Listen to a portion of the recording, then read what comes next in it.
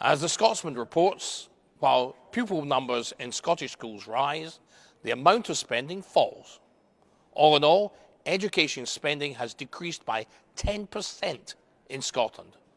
That is the legacy of the SNP. Nevertheless, have the MSPs in the Scottish Parliament fully addressed this issue? Of course not. God forbid they should actually address real issues for the Scottish people. Instead, they've been spending their time debating what they call the Continuity Bill.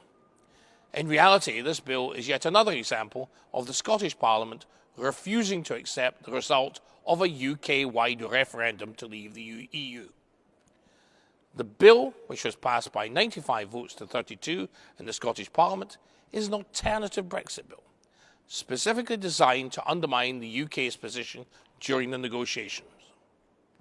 They wouldn't want any Brexit to be a success now, would they? They'll do everything they can to stop it. It would be far too inconvenient. In fact, they are so desperate to scupper Brexit and continue to push for Scottish independence, whatever that means, if we're going to be ruled by Europe, whatever, despite the fact that the Scottish independence referendum was a Scotland-wide one taken before the UK-wide referendum. Not only did more people in Scotland vote to stay in the UK and subsequently vote as the UK on Brexit, but also more people voted to stay in the UK than to stay in the EU. If that isn't enough to demonstrate how dogmatic and ignorant the SNP are, then consider the fact that more people voted to leave the EU and stay in the UK than voted for the SNP. Their desperation has meant that over 20 hours was dedicated to debating this bill, which is merely a device to try to beat the UK government with.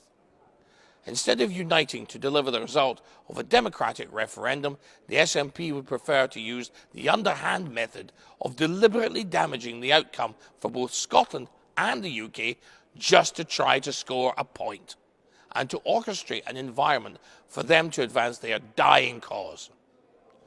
The bill includes an attempted power grab, especially Section 13.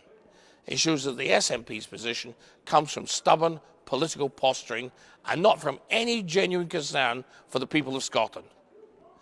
The SNP want to grab more power than they are entitled to or competent to deal with, or alternatively hand it back to Brussels.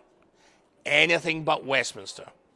Even if it is the most sensible option, they are desperate to avoid it at all costs. Yet their failures in policing the Scottish NHS and education, coupled with their deliberate sabotaging of anything that doesn't go their way, demonstrates not only their incompetence, but their sinister motivations too. Presiding Officer Ken McIntosh believes the bill may be beyond the powers of Holyrood. I am inclined to agree. Consequently, there could be a challenge in the Supreme Court, where I hope the judges will see sense and rule accordingly. I trust the SNP would prefer a European court rule on the issue, though I don't think they're going to get one. Let's make sure that we keep within the UK, that we get out of the European Union, and we make Scotland prosperous. Thank you.